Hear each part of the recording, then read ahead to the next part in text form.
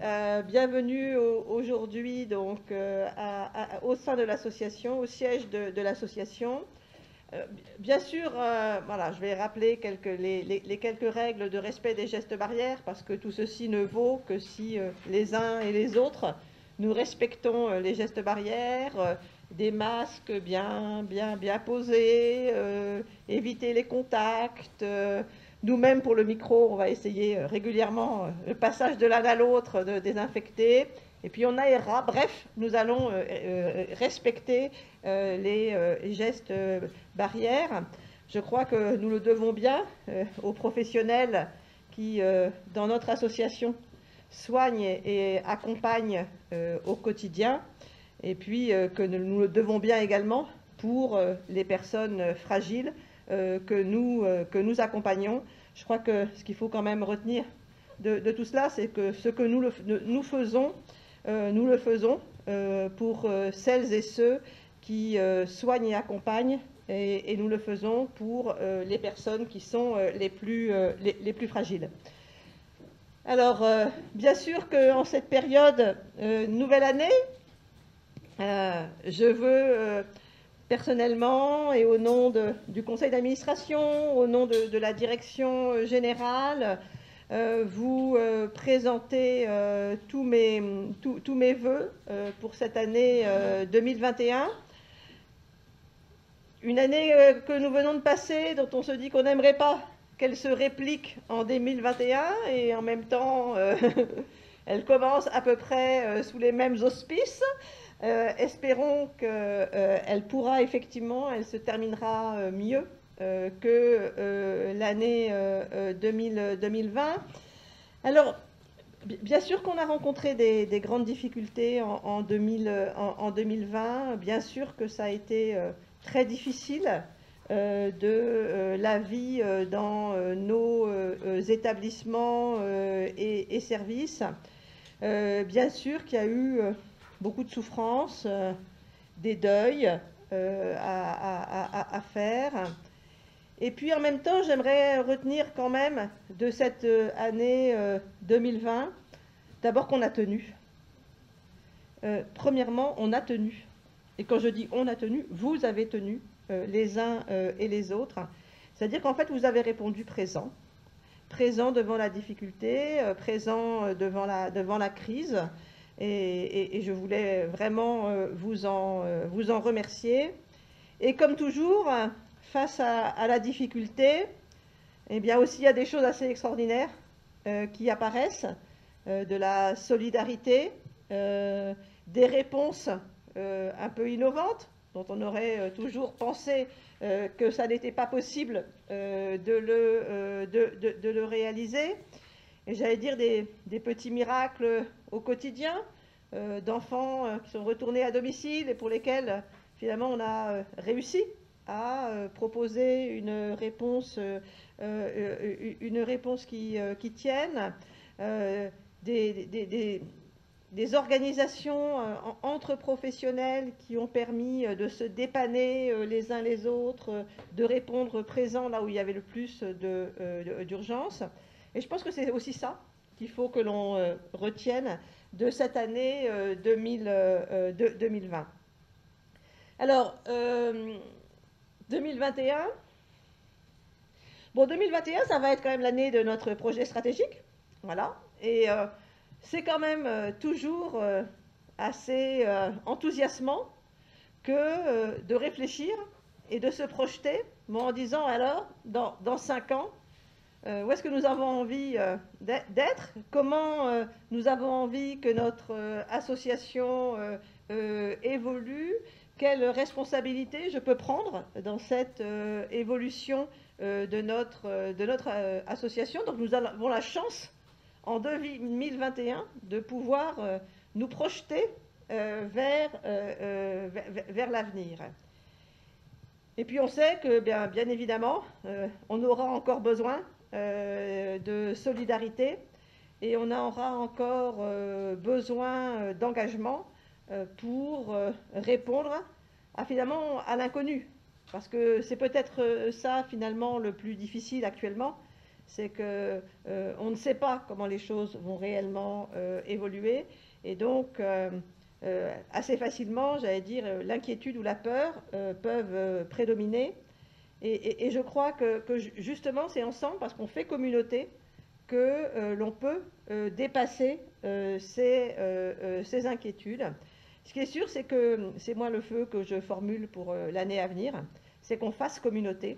Voilà, que l'on fasse communauté dans chacun des établissements et services, qu'on fasse communauté au sein du conseil d'administration, et qu'on fasse communauté au sein de notre association. Donc voilà, écoutez, très belle année à vous tous. Alors, comme souvent, parce qu'on ne se connaît pas tous, c'est que c'est aussi l'occasion, hein, ces séminaires, de permettre aux uns et aux autres de se présenter.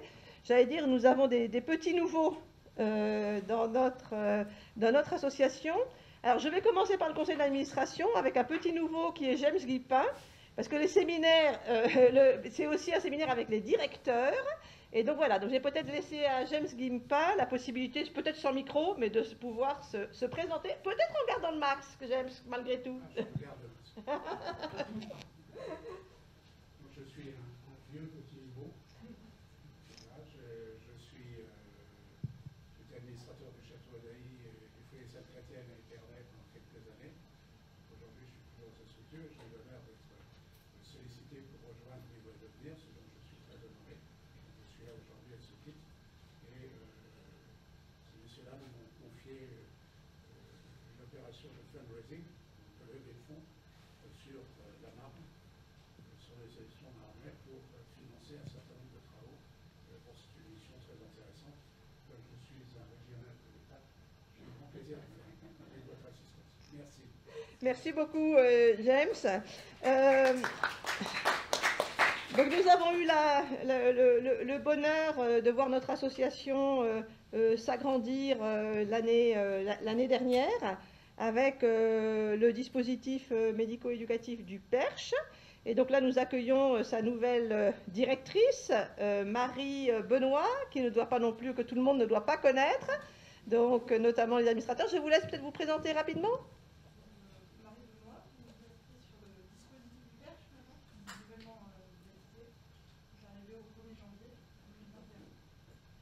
Voilà, et c'est un plaisir que vous soyez parmi nous, puisque la fusion, ça y est terminée. Donc on peut considérer que voilà, vous êtes partie intégrante de l'association, et on en est très heureux.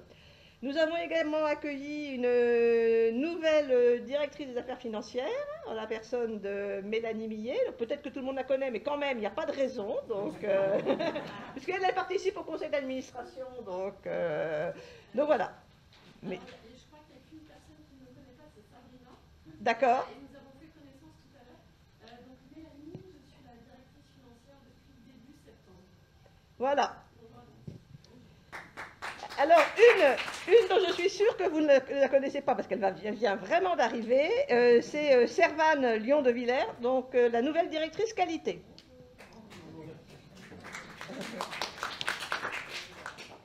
Présentez-vous un petit peu quand même. Oui, quelques mots. Je me réjouis d'être parmi vous là depuis début janvier. Voilà, j'ai tout de suite apprécié le dynamisme et l'ouverture de l'association, et je suis contente d'avoir pu la rejoindre.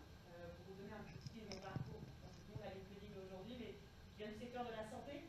Au départ, je suis pharmacien et j'ai travaillé pendant 15 ans dans l'industrie pharmaceutique à la production de médicaments. Puis, quand j'allais à l'époque, j'ai dirigé la direction stratégique d'un laboratoire qui avait un peu transformé le business model. Et ça a été mes 15 premières années. Et puis, il y a 2 ans, j'ai décidé de m'orienter vers d'autres secteurs. Et je me suis formée à Léonard Vinci, une formation de directeur de structure. Et je viens de terminer. Et voilà, et je suis parmi. Donc, je me réjouis de pouvoir vous rencontrer à l'occasion du séminaire. C'est vraiment pour moi l'occasion de rencontre et puis encore de découverte, parce que je suis là depuis à peine 15 jours. Donc, c'est encore tout récent. Voilà. Alors, certains ne pouvaient pas être parmi nous aujourd'hui, donc certains peuvent assister à ce séminaire via YouTube, et puis d'autres avaient, voilà, par exemple Sandra Vanas est très mobilisée, parce que le Grand Est est de nouveau très touché par la Covid. Et donc, Sandra, il était difficile de se dégager aujourd'hui, mais on pense bien à nos établissements du Grand Est. Quelques mots peut-être rapidement en termes d'organisation. Donc vous avez vu qu'on vous avait offert des petits macarons, puisque on ne pouvait pas vous inviter à un buffet. On a considéré qu'au regard de l'épidémie, ça n'était pas raisonnable. En général, nous partageons une galette à ce moment-là, ça n'était pas possible. Donc voilà, pour compenser un peu cette absence et pour vous remercier les uns et les autres de votre investissement et de votre présence aujourd'hui. Donc quelques petits macarons offerts par l'association. Et vous aurez une petite quand même pause café-thé tout à l'heure. Et ce sont les jeunes de l'IME du Tremplin qui nous ont préparé des petits sachets individuels de petits gâteaux pour que vous puissiez profiter malgré tout de cette pause café. Donc je crois qu'on peut les en remercier fortement.